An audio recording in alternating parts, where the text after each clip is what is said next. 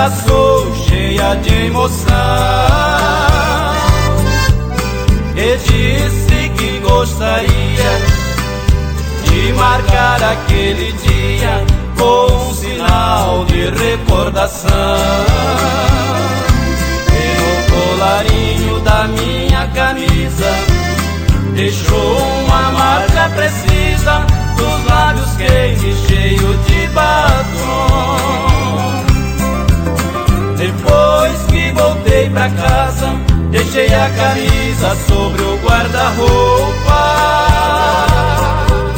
Pensei que iria esquecer daquela noite de prazer, se aquelas horas foram muito poucas.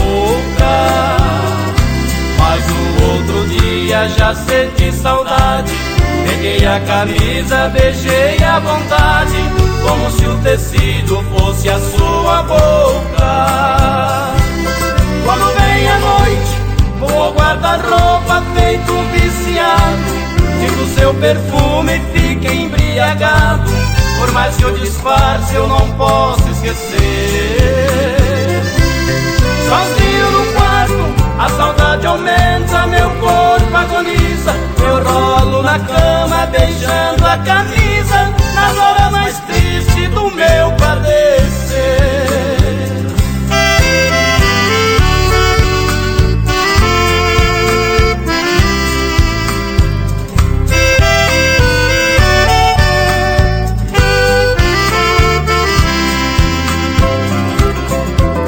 Depois que voltei pra casa, deixei a camisa sobre o guarda-roupa.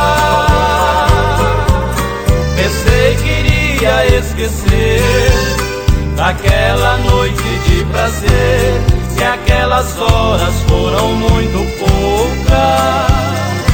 Mas no outro dia já senti saudade, peguei a camisa, beijei à vontade, como se o tecido fosse a sua boca. Quando vem a noite, vou ao guarda-roupa feito um viciado, sinto seu perfume e fico embriagado. Por mais que eu disfarce, eu não posso esquecer. Sozinho no quarto, a saudade aumenta, meu corpo agoniza. Eu rolo na cama, beijando a camisa,